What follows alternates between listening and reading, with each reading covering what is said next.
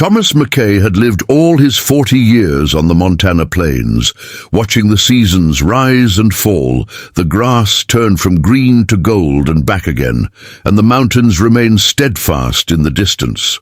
Life on the ranch was not an easy one, but it was the only life he knew.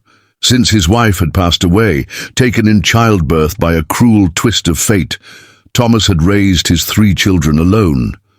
10-year-old Mary was already learning to shoulder responsibilities far beyond her age. Samuel, 8, was bright and eager, though still searching for the kind of gentle reassurance only a mother could provide. Baby Catherine, not yet 2, clung to her father whenever she felt frightened or lonely. Thomas loved them fiercely, but there were nights when he sat on the porch staring out at the dark horizon, wondering how much longer he could keep going. The debts had grown heavier each year, and the bank's notices came sharper, more merciless, reminding him that time was running out. The wind was sharp that evening, sweeping across the ranch, carrying the dry scent of autumn. Thomas had just finished tending to the horses when he saw a figure in the distance. At first, he thought his eyes were playing tricks on him. The shape was far too large, moving steadily across the prairie with long, deliberate strides. He removed his hat and squinted, heart thudding in his chest. The setting sun framed the figure, casting her in shadows of gold and fire until she drew closer and the impossible truth revealed itself.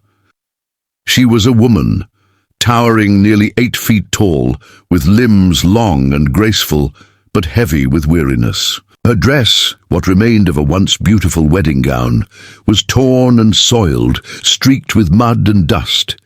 She carried no belongings save for the sorrow in her eyes. Thomas felt rooted to the spot, unsure if he should run, call for help, or simply stand and watch. When she stopped a few yards from him, the prairie suddenly seemed too small to contain her presence. Her voice, when she finally spoke, was low, but carried across the wind like a bell of sorrow. "I'll give you all my land. Just make me mother."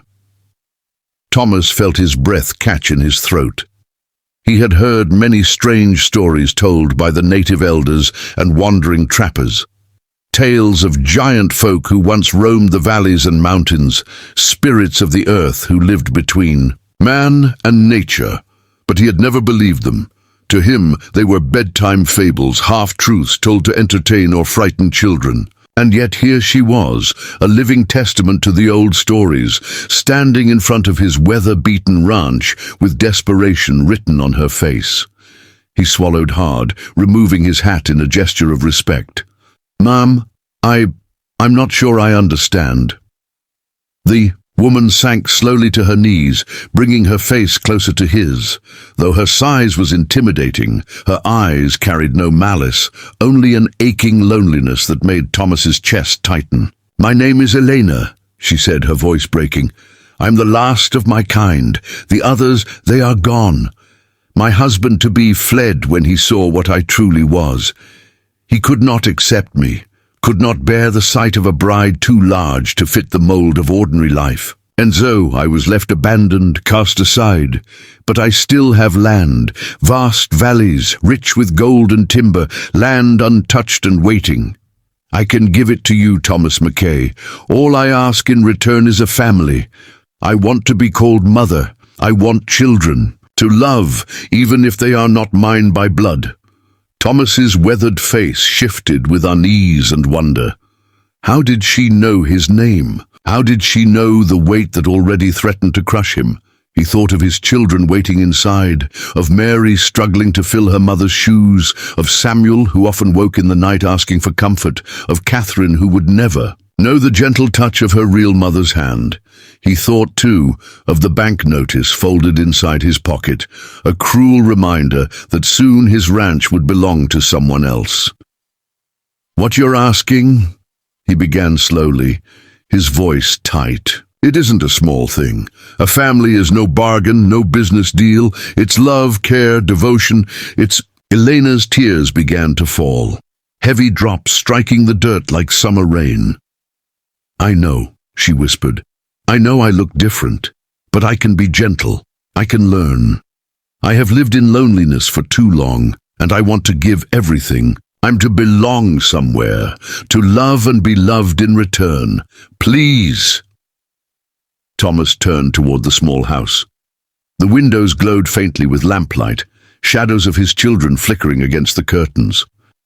His heart clenched at the thought of them growing without a mother, of him losing the ranch, of everything he had built slipping away. He looked back at Elena, at the sincerity in her face, and felt the weight of choice settle heavy upon him. Over the next days, he allowed her to stay, at first cautious and uncertain. The children were frightened, hiding behind their fathers, legs peeking out at the giant woman who could have crushed them with a careless step. But Elena's patience was boundless. She lowered herself to the ground so she wouldn't tower over them, spoke softly, and offered them trinkets she had carried from the mountains, smooth stones, feathers, and wildflowers. Slowly, the fear began to ease. Mary, always protective of her siblings, was the first to break her guard. She saw how Eleanor's large hands trembled when she tried to hold the smallest teacup, how her voice softened whenever she spoke to Catherine. Samuel followed, curious about her stories of the mountains, eager to learn what it meant to see the world from so high above. Catherine, in her innocent way, reached out one day and touched Elena's cheek, laughing at how warm and soft it was. From that moment, the bond began to grow. Elena's promises proved true. She brought her cattle, her resources, and her wealth of land to Thomas's aid. The debts were cleared within weeks, the bank forced to acknowledge the strength of her holdings. The ranch expanded, the pastures flourished, and where despair had once hung heavy, hope began to take root. Thomas, though still wary, found himself watching her more closely, not with fear but with quiet admiration.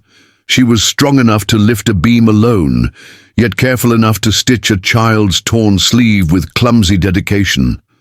She was untrained, in human customs, yet eager to learn, practicing lullabies in a voice like distant thunder that made Catherine giggle with delight. But it wasn't just strength and resources she brought. Elena carried knowledge passed down from generations. Of her kind, she could read the land in ways no man could. She knew where hidden springs bubbled beneath the earth, where the grazing would be richest, where storms would break before they even gathered. Under her guidance, the ranch prospered beyond imagination. Fields were cleared in half the time, barns raised with beams that seemed to defy collapse, and her watchful eyes kept rustlers and predators at bay. Still, the townspeople whispered. Whenever Thomas and Elena went into town, heads turned, voices lowered to murmurs, and children stared wide-eyed. Some laughed behind their hands, others sneered, and a few spat openly, calling her a freak, a monster, an unnatural sight. Thomas felt the anger rise in him each time, but Elena only bowed her head with quiet dignity. "They do not know me," she would say softly. "Let them see through my actions, not my appearance." Her patience, her willingness to endure the cruelty of others, became a lesson to the children. Mary began to walk taller, braver, learning that strength did not always come from fists, but from enduring and overcoming. Samuel began to see that being different was not a curse, but a gift, something to celebrate rather than hide. And Catherine grew up knowing only love, never questioning why her mother's arms were larger, her lullabies deeper, her presence unlike anyone else's. To her, it was simply the way life was, and she adored it. For Thomas, the transformation was profound. He had entered into the strange bargain with hesitation, believing at first that it was desperation that had driven him to accept her offer. But as days turned into months, he saw how much richer his life had become, not just in land and prosperity, but in warmth, in laughter, in the presence of a woman who had turned her loneliness into love. He began to feel something stir within him, something he thought he had buried with his wife, the possibility of companionship, of trust, of love blooming again in unlikely soil. Elena, too, began to change. No longer the abandoned bride wandering the prairies, she began to smile more often, her eyes shining when the children called her mother. Her voice, once filled with sorrow, carried laughter. Her steps, once weary, now moved with purpose. The land she had carried as a burden became a gift shared with her family, and the home she had longed for became real. And so, the strangest family in Montana began to thrive. Their story, whispered across the plains, became one of quiet wonder. People still talked, some with disbelief, some with ridicule, but others with a grudging respect. For no one could deny that Thomas McKay's ranch had become the most prosperous in the county, nor could they deny that the children who had once seemed so fragile now grew strong and joyful under the care of their giant mother. Thomas would sit on the porch sometimes, watching the children play, listening to Elena's voice carrying across the evening air. He would remember that first night, the desperate plea, the bargain that seemed impossible, and he would think to himself that perhaps the best bargains are the ones no one else can understand, the ones that trade gold for love, land for family, loneliness for belonging.